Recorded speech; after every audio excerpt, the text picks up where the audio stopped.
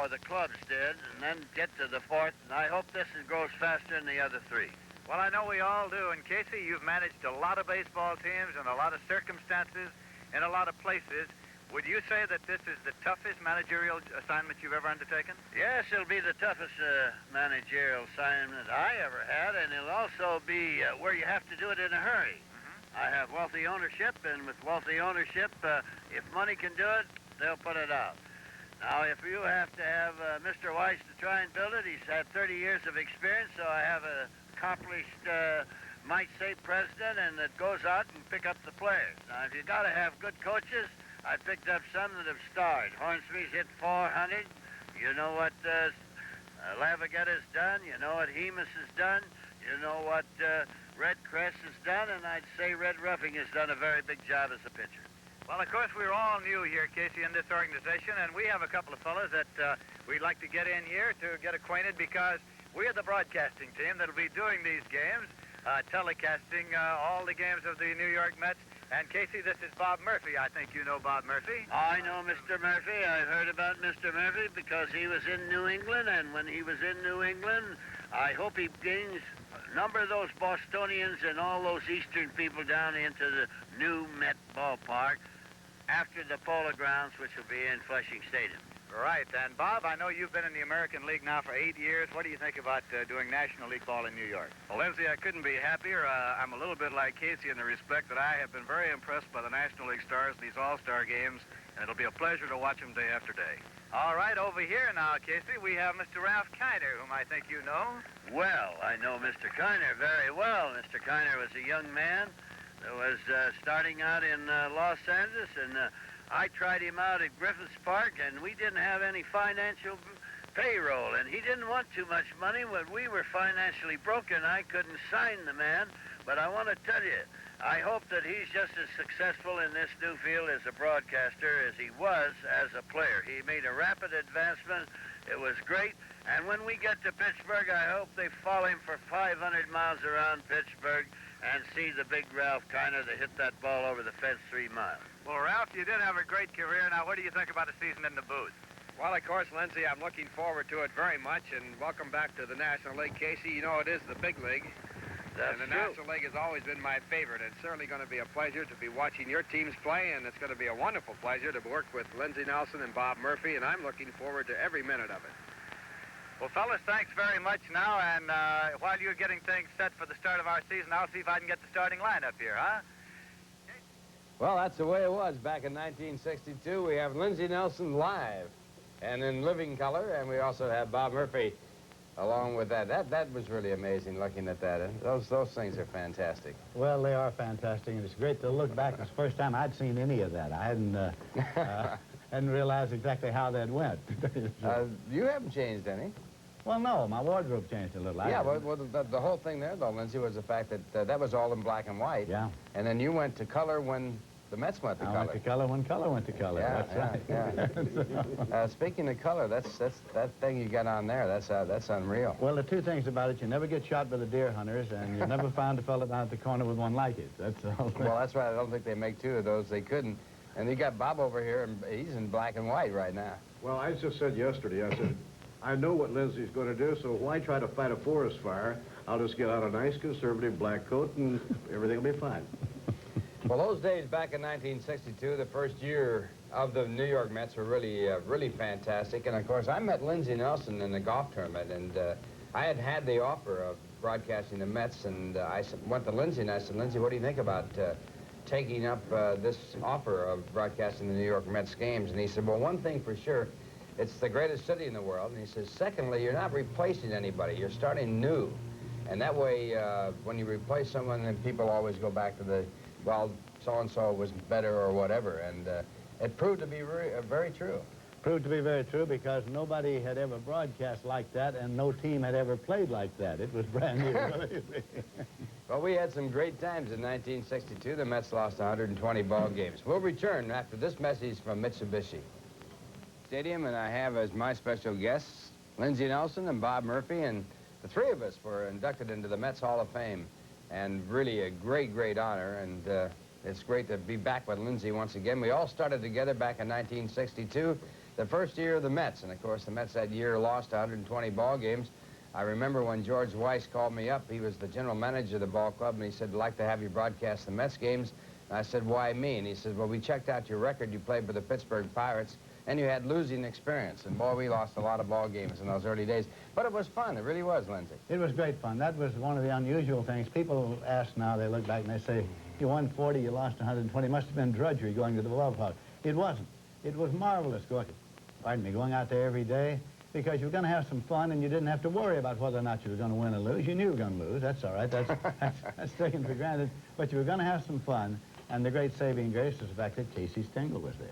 Of course, Bob Murphy came over from Baltimore and also had been with the Boston Red Sox, so he was used to winning. How did it affect you, Bob? I agree with Lindsey completely. I never really thought about the fact that they were losing that many games because it was such fun. And at that time, the climate was just right for National League Baseball to come back to New York. New York had gone through a few years without a National League team, and we always kind of felt it was a National League town, and it was a thrill for me to get here. Lindsey and I usually would drive back and forth to the Polo Grounds, and I felt like you would kind of treated it like each day was opening day or a new season.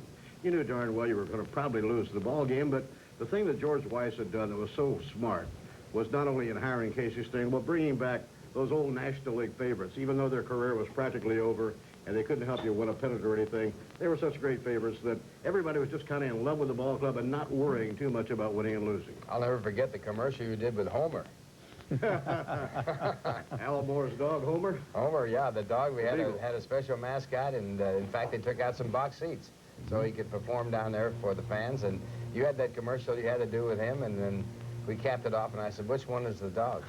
You always were my top publicity guy. What about the day they tried to get Homer to run the bases? He ran up, he cut right through the middle of the infield. They trained him and trained him and trained him. As a big moment came, he was going to circle the bases. What did he do? He got to first and cut across, didn't he? Cut right across the And you third don't base. understand. Homer lived at the Waldorf. He lived at the Waldorf and came out every day in a limousine. He lived better than anybody. Lived better than anybody. Lived better than anybody we had. Well, we had some great times, but I see right here both you guys are wearing the 1969 World Series ring. The Mets won the World Series in 1969. That had to be the climax or the epitome of the whole thing with the Mets. Well, there's no question, because of the first 7 years, they'd been years of absolute famine, and then here came this one great year of plenty, and the New York Mets were in the World Series, and I remember coming downstairs at the end of the fifth and final game in which the Mets would clinch the World Championship, thinking to myself, can you believe it? The Mets are about to be champions of the world, and they were. And they were, and that parade down Fifth Avenue was another great thing. And in the park there, we had that great ceremony that took place there, and I ended up singing with Bob Merrill, and I couldn't believe it.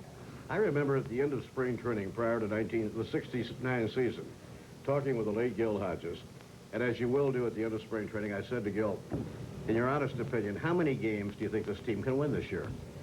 And Gil never gave you a fast answer. He thought about it. He said, well, I think we can win 85 games. Well, I was shocked to hear that because, as Lindsey said, 7 years of famine. And then he thought a little bit further, and he said, you know, if I really, down deep in my heart, believe that we can win 85 games, he said, as a manager, why don't I figure out a way to win another 10? We might win a pennant. And he did win a pennant. And he did win a pennant. They won 100 games that year, and, of course, the Mets had come in 1968 from 9th place into becoming the world champion, so that was quite a move. Incidentally, WR is celebrating their 35th anniversary coming up right now. Maybe that's going to be a special year for the Mets. The Mets still are in it as far as this season's concerned. Well, this is a remarkable Mets ball club. This club is almost as remarkable as the 1969 team. And it's a very young team, and it's a team that has just excited all of us. If anybody had told any of us on opening day this year, hey, this team can win 85 to 90 games, you would have kind of chuckled about it, wouldn't you? Well, I just would have said you're crazy. There's no way it can happen. Well, I tune in to see the Mets, and I see some fine young pitching. And when I do, I say, I thought I saw that once before, about 1969. That's right, with Tom Seaver and Jerry Kuzma and Gary Gentry and... Now the names have changed. It's Dwight Gooden and Darryl Strawberry and Keith Hernandez and so on and so forth. George Foster. Yeah, the game's the same. The names are changing all the time. We'll return right after this message from Mitsubishi. Here at Shea Stadium, and we have as my special guests on the show, Lindsey Nelson and Bob Murphy, and the three of us were inducted into the Mets Hall of Fame, and it's really quite an honor. And when we started out back in 1962 together, we never figured that we'd be together, the three of us, for 17 years. That's the all-time record for three announcers being together. And to be in that small broadcast booth for all those years, and we got along. That's amazing. They never had a fight. That's the most fantastic thing, that for 17 years we worked together very closely, and at the end of 17 years we were better friends than we were when we started. Oh, boy. What took place over those 17 years? And we'll never in our life forget the day, a Sunday afternoon, second game of a doubleheader. Ralph would always leave at the 8th inning to go down to Kiner, to do KINER'S Korner's post-game television show. Well, that second game of that doubleheader went 23 innings. Every now and then they'd punch up a shot, Lindsey, of Ralph sitting down here in the control room, and there he'd be smoking a cigar, relaxing, and we're still up there working. What a pal. He can't come upstairs because the game might end any time. He's got to be down here. Well, I started upstairs one time, Lindsey, and that's when Cepeda hit in that triple play. It looked like that'd be the end of the ball game. Well, Bob and I were switching off every 3 innings upstairs because the tough part becomes the radio part because you're talking all the time. So every 3 innings we were passing in the hall saying, see you later. You know, my favorite story of you two was when Jim Bunning pitched the perfect game against the New York Mets.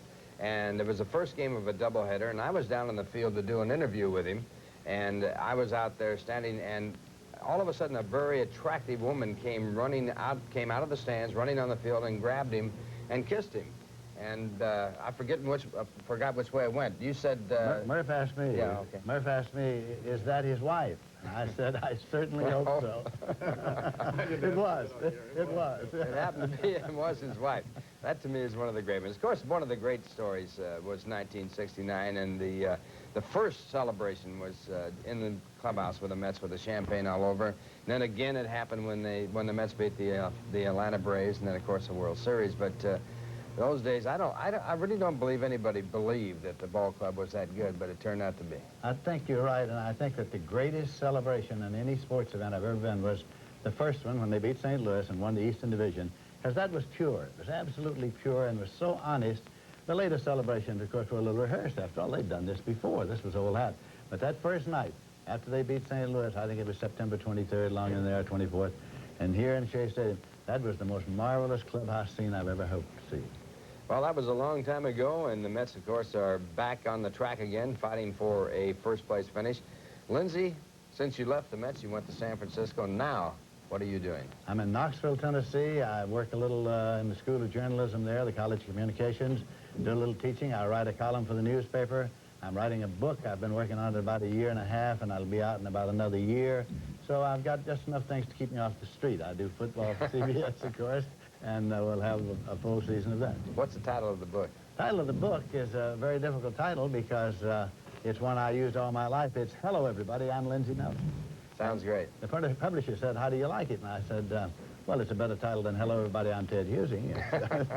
Or Bill Stern. Bill Stern. Lindsey is a very gifted writer. He always has written very well, in the very early days of the Mets. Lindsey had a book out about those early days of the New York Mets, and it was a fun book. Well, that was the whole thing about the Mets. The fun is part and parcel of it. That's Absolutely. it. What was the one book you wrote, Backstage at the Mets? Backstage at the Mets. Yeah.